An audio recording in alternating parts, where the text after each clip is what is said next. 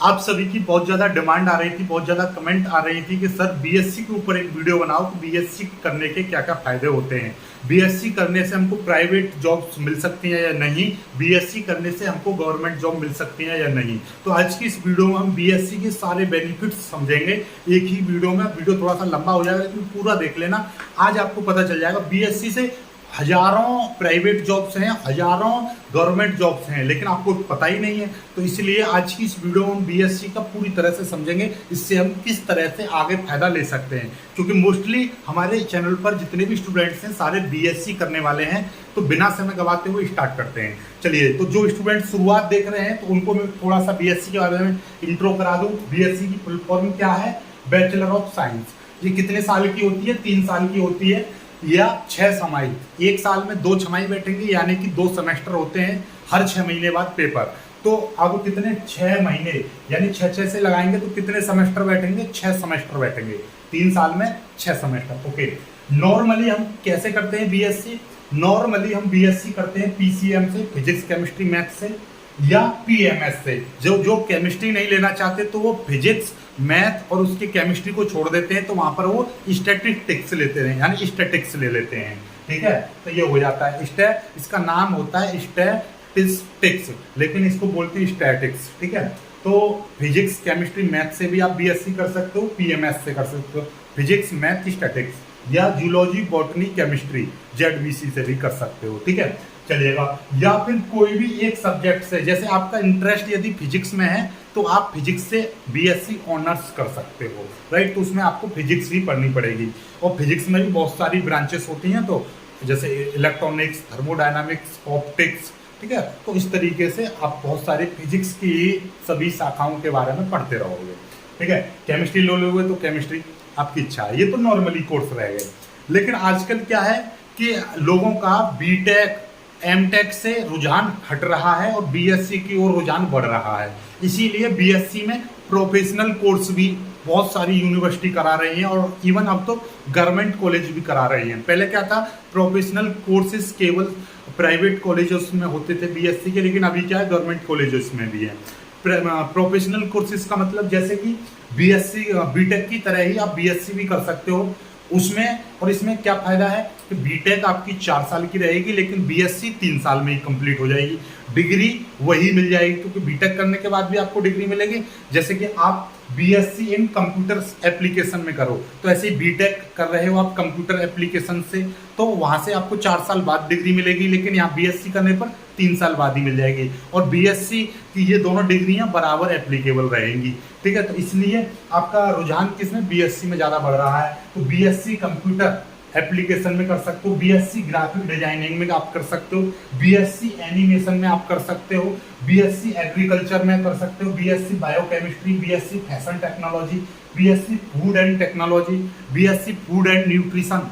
आजकल आपका देखा होगा बॉडी बनाने का ज़्यादा क्रेज चल रहा है, तो वहाँ पर सप्लीमेंट फूड वगैरह खाते हो ना, सप्लीमेंट, उसके लिए अलग से उनको चेक करने वाली अलग से एक टीम होती है, सरकारी टीम जो छापा मारती है, तो वो फूड स्पेशलिस्ट होते हैं। तो फूड टेक्नोलॉजी उसमें करनी पड़ेगी आपको। बायो इंफॉर्मेशन कर सकते हो, स्पेस टेक्नोलॉजी, आपने देखा वो रॉकेट आए दिन हम आसमान में छोड़ रहे हैं, यानी कि हमारी भारतीय स्पेस एजेंसी इसरो, तो उसमें काम करने के लिए आपको स्पेस टेक्नोलॉजी का ज्ञान होना चाहिए, यानी उसका सर्टिफिकेट आपके पास होना चाहिए, या फिर उसमें आपको डिग्री होनी चाहिए।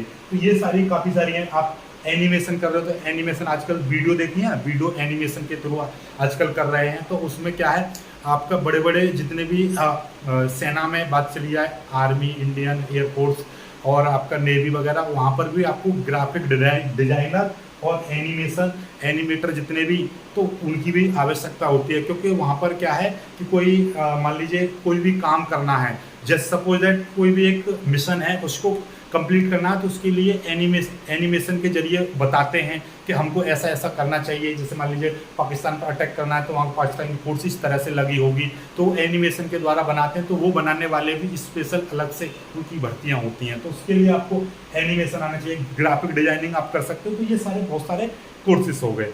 आगे की बात करते हैं, सीधे सीधे जॉब पर आ जाते हैं। हाँ, बीएससी करने के बाद कुछ और भी कर सकते हो, जैसे कि आप बीएससी को बोलेंगे, जैसे बीए बीएससी बीकॉम करते हैं तो उसको बोलते हैं ग्रेजुएशन कर रहे हैं।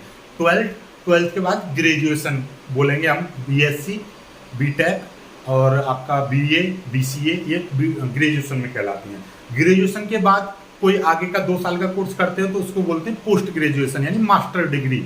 मास्टर डिग्री यानी कि ये आपकी नॉर्मल डिग्री होगी, ये होगी मास्टर डिग्री। जैसे कि एमएससी कर सकते हो बीएससी के बाद, बीएससी के बाद एमसीए कर सकते हो, master in computer application, MBA कर सकते हो, ठीक है। बिजनेस एडमिनिस्ट्रेशन में आप एमएससी कर सकते, एम कर सकते हो, यानी एम का मतलब मास्टर डिग्री ले सकते हो आप बिजनेस एडमिनिस्ट्रेशन में। लॉ भी कर सकते हो आप, बीएससी के बाद लॉ भी कर सकते हो, कोई भी और बहुत सारे कोर्सेज हैं वो कर सकते हो। बीएससी के बाद बीएड भी कर सकते हो और आप बीटीसी भी कर सकते हो, और बीएससी के बाद बीटेक भी कर सकते हो, आप एमटेक भी कर सकते हो, आपकी इच्छा है यदि आप पढ़ना चाहते हो। लेकिन मोस्टली जॉब के बारे में आप समझ लीजिए। जॉब प्रोफाइल, बीएससी के बाद बहुत सारी जॉब प्रोफाइल हैं। पहले हम बात करेंगे गवर्नमेंट जॉब्स की। देखिए बहुत सारी जॉब लिखी है मैंने, इसके अलावा भी बहुत सारी जॉब होती हैं। जैसे आप आईएएस के लिए भी आप बीएससी कर लिया, आईएएस के लिए होता क्या है, कोई भी एक ग्रेजुएशन आपसे मांगी जाती है। यानी कि जब आईएएस का आप फॉर्म भरते हो तो वहाँ पर क्या होता है कि एक आपका जो एजुकेशन एलिजिबिलिटी मांगते हैं, तो आपके पास में क्या होना चाहिए, यानी कि आपने कोई भी ग्रेजुएशन कर रखी हो, चाहे बीए कर रखी हो, बीकॉम कर रखी हो, बीटेक कर रखी हो या बीएससी कर रखी हो। तो बीएससी के बाद आप आईएएस की तैयारी करो और गवर्नमेंट के जितने भी इंट्रेंस एग्जाम है उनको पार करो, आसानी से आप आईएएस ऑफिसर बन सकते हो, ठीक है।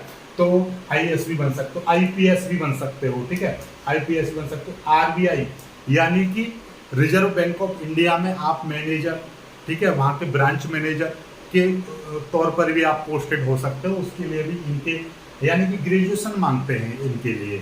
नेवी में ऑफिसर बन सकते हो, आरबीआई में ऑफिसर बन सकते हो, ठीक है। यूडीसी यानी अपर डिवीजन का क्लर्क, बहुत बड़ी बड़ी मिनिस्ट्री हैं, वहाँ पर जितने भी क्लर्क होते हैं, बाबू जिन्हें बोलते हैं आप, जितने भी सरकारी बड़े बड़े दफ्तर हैं वहाँ पर जो बड़े बड़े बाबू जिन्हें बोलते हैं ना, बड़े बाबू से मिल लो, फाइल आपकी आगे पहुँच जाएगी, बाबू ने साइन कर दिया तो आपका काम हो जाएगा। तो वो अपर डिवीजन क्लर्क होते हैं। एक होते हैं एलडीसी जो 12th के बाद भी भर सकते हो, उनको बोलते हैं लोअर डिवीजन क्लर्क, ये होते हैं अपर डिवीजन क्लर्क, ठीक है। आगे जिला मजिस्ट्रेट भी आप बन सकते हो। उसके लिए उनके निश्चित जो भी इंट्रेंस एग्जाम है वो पार करिए, ग्रेजुएशन इनके लिए एलिजिबिलिटी होती है, ठीक है।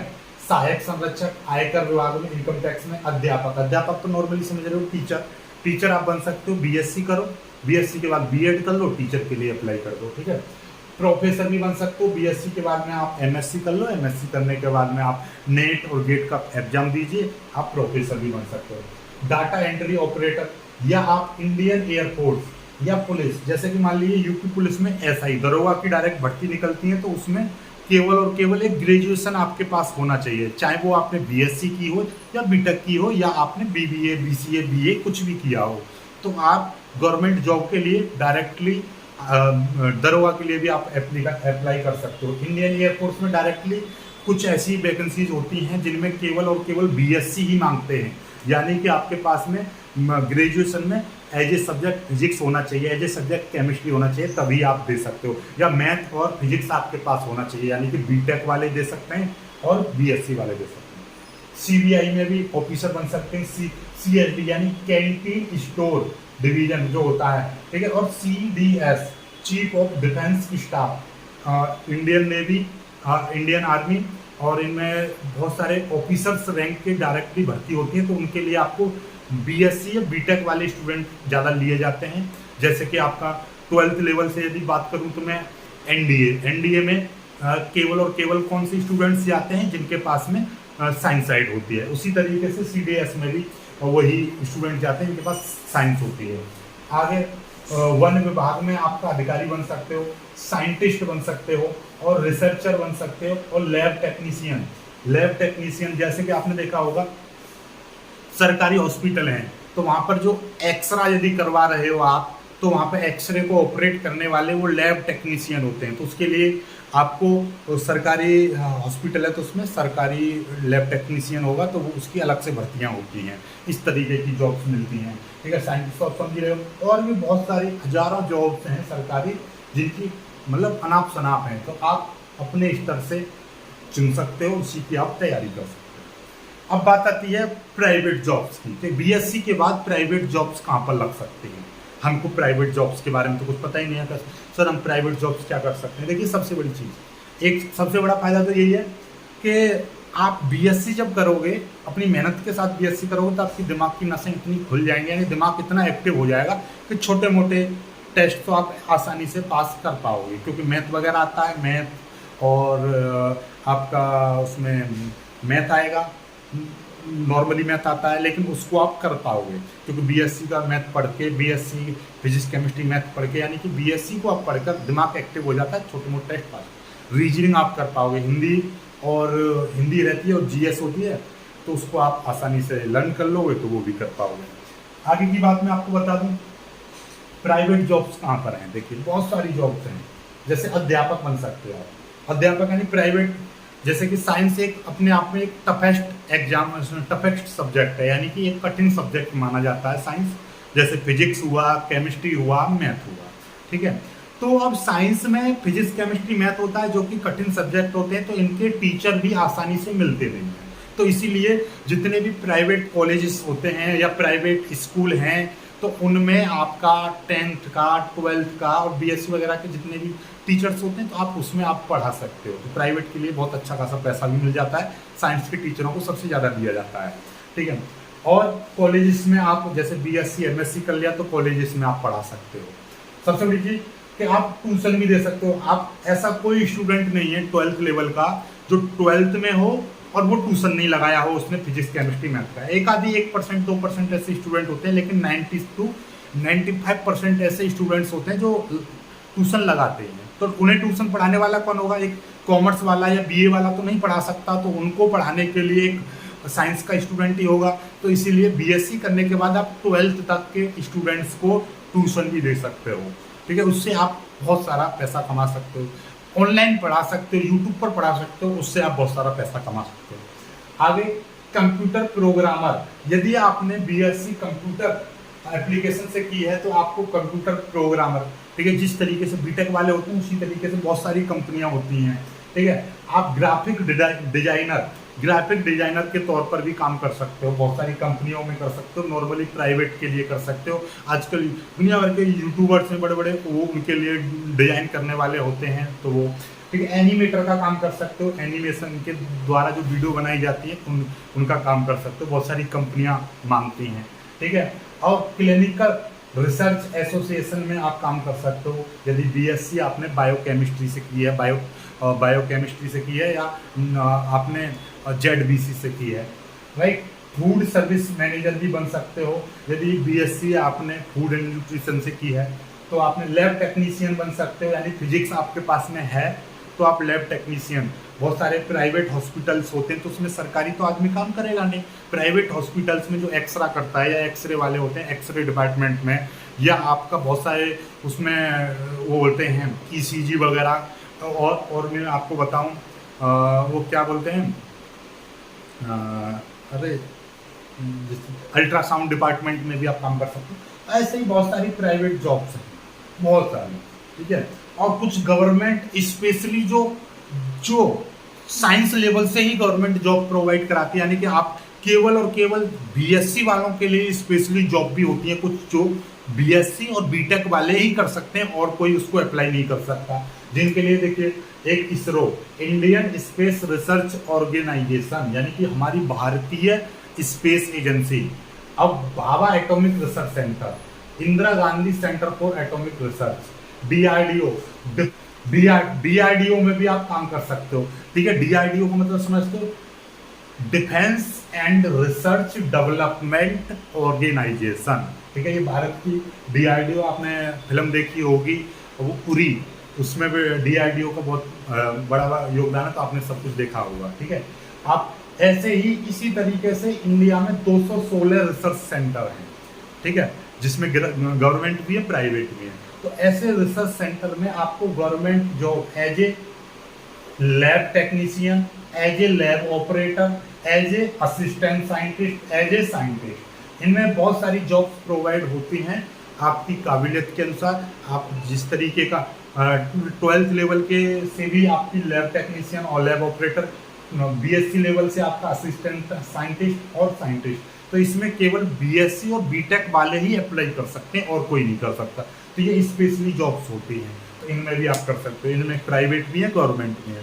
जितने भी 216 से ज़्यादा है, यानी कि अब तक 216 से प्लस आपके रिसर्च सेंटर हैं जिनमें गवर्नमेंट हैं, प्राइवेट हैं, तो उनमें आपके लिए जॉब्स मिल सकती हैं। तो कुल मिलाकर बीएससी के बारे में आपको, बीएससी करने के बाद इतनी सारी चीज़ें आपको पता चल गई कि आप प्राइवेट जॉब्स कहाँ पर हैं और सरकारी जॉब्स कहाँ पर हैं, और बहुत सारी जॉब्स हैं, ठीक है। और कुल मिलाकर ये है कि आप बीएससी यदि अपनी मेहनत के साथ करते हो तो आसानी से आप ट्यूशन पढ़ा के भूखे नहीं मरोगे, ठीक है, और आसानी से जॉब्स मिल जाएंगी, ठीक है।